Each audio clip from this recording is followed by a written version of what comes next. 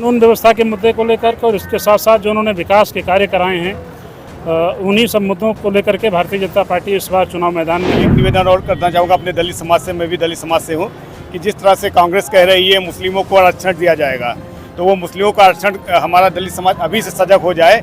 यह चुनाव माननीय मोदी जी का नहीं है, माननीय योगी जी का नहीं, यह दलित समाज का चुनाव है। भारतीय जनता पार्टी को हर हाल में दलित समाज को एकजुट होकर चुनाव जिताना है।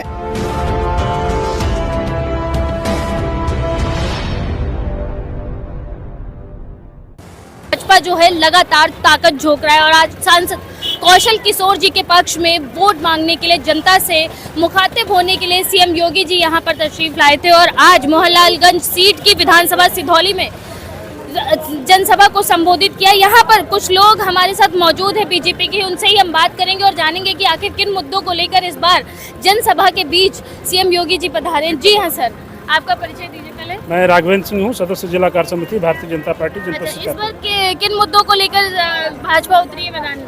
कानून व्यवस्था के मुद्दे को लेकर और इसके साथ साथ जो उन्होंने विकास के कार्य कराए हैं उन्हीं सब मुद्दों को लेकर के भारतीय जनता पार्टी इस बार चुनाव मैदान में है।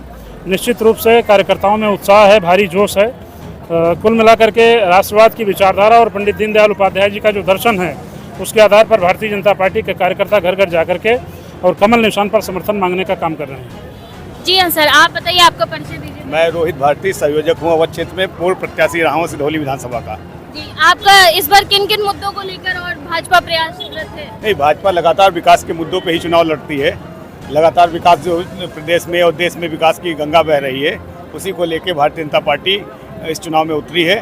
साथ ही जो मैं एक निवेदन और करना चाहूँगा अपने दलित समाज से, मैं भी दलित समाज से हूँ, कि जिस तरह से कांग्रेस कह रही है मुस्लिमों को आरक्षण दिया जाएगा, तो वो मुस्लिमों का आरक्षण हमारा दलित समाज अभी से सजग हो जाए। यह चुनाव माननीय मोदी जी का नहीं है, माननीय योगी जी का नहीं, यह दलित समाज का चुनाव है।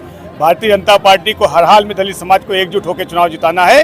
अन्यथा आप ये समझ लीजिए कि आरक्षण अगर मुस्लिम समाज को दिया जा रहा है तो वो कहीं ना कहीं काट के दलित समाज का और बैकवर्ड समाज का आरक्षण को कम करके मुस्लिम समाज को आरक्षण दिया जाएगा। अच्छा, ये कयास लगाए जा रहे हैं कि मोदी जी जनसभा कर रहे हैं, सारी चीजें कर रहे हैं, जनता से संबोधित कर रहे हैं, लेकिन वो इस बार अमित शाह जी विराजमान होंगे गद्दी पर। देखिए, ये कहना मैं समझता हूँ भी मुनासिब नहीं है। 75 वर्ष हो चुके हैं और कहा जा रहा है कि चुनाव तो आप मतलब जा सकते हैं, लड़ सकते हैं, लेकिन आपको कोई पद नहीं दिया जाए। भारतीय जनता पार्टी के बाइलाज में ऐसा कुछ है नहीं। ये केवल विपक्ष एक शगुफा छोड़ने का काम कर रहा है जिससे भारतीय जनता पार्टी में विघटन पैदा हो, ऐसी कोई स्थिति नहीं है। भारतीय जनता पार्टी के बाइलाज में इस प्रकार की कोई व्यवस्था नहीं है।